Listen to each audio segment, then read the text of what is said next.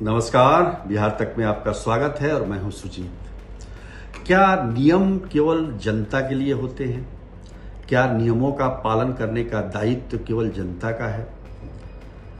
क्या जनता को ही अनिवार्य रूप से सरकार के द्वारा बनाए हुए नियमों का पालन करना है? क्या इन नियमों से सत्ता में बैठे मंत्री, विधायक और अधिकारियों को छूट मिलती है? हमने तो सुना था कि नियम सबके लिए बराबर होते हैं, कानून सबके लिए बराबर होता है, लेकिन स्मार्ट मीटर, बिजली का स्मार्ट मीटर को लेकर ये नियम ऐसा नहीं लग रहा है कि सबके लिए है। अब देखिए, बिहार में बताया गया कि लगभग 22 लाख से अधिक स्मार्ट मीटर लग चुके हैं। हमको अभी और मीटर लगना है। शहरी क्षेत्रों में पहले फोकस था, अब ग्रामीण क्षेत्रों की तरफ बढ़ रहा है। उसके लिए 6 कंपनियों को लगाने के लिए ठेका भी दिया गया है। इसके बारे में बाद में चर्चा करेंगे, कितने करोड़ का ठेका मिला है इन लोगों को। लेकिन आज हम चर्चा कर रहे हैं नियमों का। तो स्मार्ट मीटर लगाने का नियम सरकार ने बनाया, जनता ने उसको अपनाया। हालांकि जनता में कन्फ्यूजन है इसको लेकर, क्योंकि स्मार्ट मीटर का मतलब होता है कि भाई जैसे जैसे बिजली जल रही है वैसे वैसे कटे, लेकिन ये अपडेट होता है 1-2 दिन में, 4 दिन में, तो वो पता नहीं चल पाता है कि मीटर सही काम कर रहा है या नहीं कर रहा है। सबके मन में एक संशय की स्थिति होती है। खैर, जनता ने स्मार्ट मीटर का इस्तेमाल किया और इन गर्मियों में भारी उसमें रिचार्ज भी करवाया। खैर, अब मौसम भी थोड़ा ठंडा हुआ है, पर सवाल वही है कि क्या नियम केवल जनता के लिए है?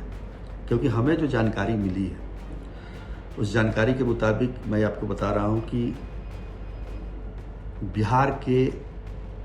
बिहार के बिजली का सर्वे सर्वा कौन है? ऊर्जा मंत्री सर्वे सर्वा हैं, और कायदे से स्मार्ट मीटर की शुरुआत उन्हीं के घर से होनी चाहिए, क्योंकि वो अगर लगाते तो पूरी जनता को भी विश्वास होता कि भाई मंत्री जी लगाए हैं तो हमको भी लगाना चाहिए।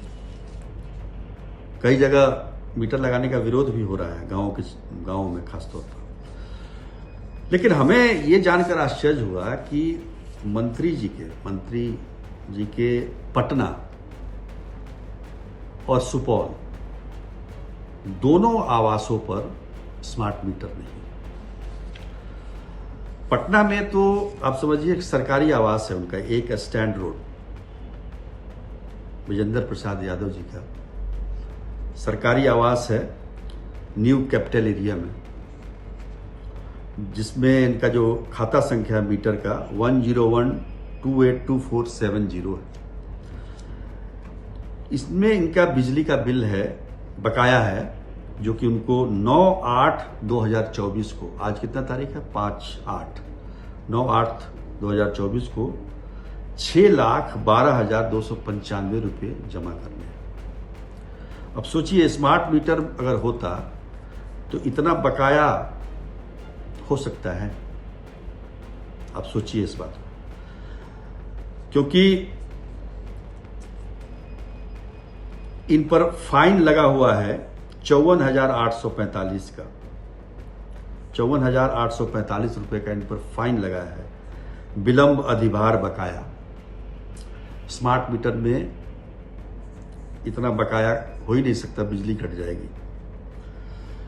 इन्होंने पिछला बिल का जो भुगतान किया है वो 22/12/2023 को 2 लाख रुपए, कहने का मतलब 8 महीने गुजर चुके हैं। 8 महीने तक स्मार्ट मीटर में कोई बिना रिचार्ज किए रह सकता है? नहीं रह सकता। तो कहने का मतलब ये है कि ये स्मार्ट मीटर नहीं है। तो मंत्री जी ने क्यों नहीं लगाया स्मार्ट मीटर?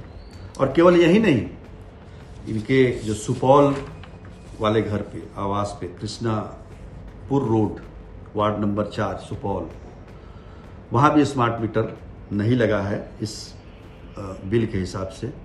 खाता संख्या है 400665600101। इसमें बकाया बहुत ज़्यादा नहीं है। 26/7/2024 तक इनको 3580 रुपये जमा करने थे। आखिरी बार इन्होंने जो बिल भुगतान किया था 1110 रुपया, वो 19/4/2024 को किया था, यानी कि लगभग 2.5 महीने पहले। तो ये भी स्मार्ट मीटर नहीं है। कहने का मतलब ये है कि ये भी स्मार्ट मीटर नहीं है। तो आखिर मंत्री जी ने क्यों नहीं लगाया, ये एक सवाल है। और मैं यही बार बार पूछ रहा हूँ कि जनता का ही दायित्व है केवल नियमों का पालन करने का। मंत्री, विधायक या फिर अधिकारी उसका पालन क्यों नहीं कर सकते? अब देखिए, सबसे लंबे अवधि तक ये ऊर्जा मंत्री है। लालू प्रसाद यादव के मंत्रिमंडल में भी ऊर्जा मंत्री थे और नीतीश कुमार के मंत्रिमंडल में तो लगातार ऊर्जा मंत्री। इन्होंने बिजली के क्षेत्र में बहुत काम किया है। बिजली की व्यवस्था सुधरी भी है बिहार में। हालांकि अब जो मामले सामने आ रहे हैं उसमें भ्रष्टाचार की वजह से बहुत जगह बिजली की समस्या हो रही है, क्योंकि उपकरण जो है वो अप टू द मार्क नहीं है और थोड़ी बहुत हवा और पानी होने पर ही वो बिजली ट्रिप कर जाता है। तो इसलिए बिजली को लेकर कई जगहों से समस्याएं आई हैं। लोगों ने विरोध प्रदर्शन भी किया है और इसके पीछे कहा जा रहा है कि कहीं ना कहीं भ्रष्टाचार है। संजीव हंस का मामला आपने देखा ही है, देख ही रहे हैं आप। तो कुल मिलाकर जो विजेंद्र प्रसाद यादव हैं, ये ऊर्जा में काफ़ी समय से हैं और इनको माना जाता है कि ऊर्जा के क्षेत्र में इनका काफ़ी अनुभव भी है। तो मेरा ये कहना है कि भाई आप इतने अनुभवी हैं, तो फिर आपको ये काम पहले करना चाहिए था। पहले अपने यहाँ स्मार्ट मीटर लगाना चाहिए था, फिर जनता के पास आप जाते। आज बहुत जगह पर विरोध हो रहा है स्मार्ट मीटर को लेकर, गांव में खास तौर पर। तो ये जो मतलब हम कहें कि एक तरीके से जो मापदंड होना चाहिए कि नियम सबके लिए बराबर हो। अब मुझे नहीं पता है कि कितने अधिकारी और कितने मंत्रियों के यहाँ स्मार्ट मीटर लगा है, लेकिन इतना जरूर पता है कि विधायक, क्योंकि मंत्री जी विधायक भी हैं, सुपौल से लगातार विधायक हैं, एक विधायक को एक महीने में 30,000 यूनिट फ्री में मिलती है। तो फिर ये बिल कैसे आया, ये भी सोचने वाली बात है। तो कहा ना कि बहुत चीज़ें समझने की चीज़ होती है। क्यों ऐसा है, जब 30,000 यूनिट बिजली एक साल में जब 30,000 यूनिट बिजली फ्री मिलती है, तो फिर आपके पास ये इतना बकाया कैसे हो गया? 6,12,295। ये सोचने की बात है। और खैर जो भी मामला हो, अब मुझे लगता है कि सरकार को ये चाहिए कि जितने भी सरकारी संस्थान हैं, जितने भी सरकारी लोग हैं, उनके आवास, ऑफिस, सरकारी बिल्डिंग, इन सब में स्मार्ट मीटर लगवाए, और ताकि जनता जो है, जनता भी उससे प्रेरणा लेके, प्रेरित होके अपने यहाँ मीटर लगवाए। देखिए, बड़ी अच्छी बात है कि 70-75 सालों के बाद पिछले साल खबर एक आई थी कि बिहार का बिजली विभाग मुनाफे में चल रहा है और वो दूसरे को बिजली भी बेच रहा है, सरप्लस बिजली भी है। ये ऐसी खबरें आई थी। तो सवाल ये है कि केवल जनता का ही दायित्व तो नहीं है कि आप बिजली विभाग को मुनाफे में लाए। नेताओं, अधिकारियों का भी ये दायित्व बनता है कि आप भी जनता के साथ कंधे में कंधा मिलाकर बिहार के विकास में योगदान दें। ये नहीं कि नियम बना दिया जनता के लिए और अपने बंसी बजा रहे हैं, ये बात ठीक नहीं है।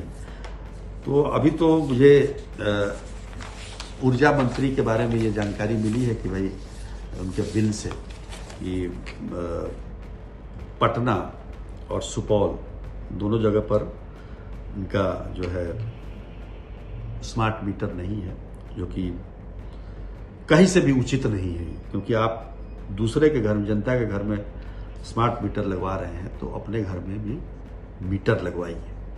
आशा है कि ये आवाज़ उन तक पहुँचेगी। तो आज के लिए इतना ही, तब तक के लिए नमस्कार।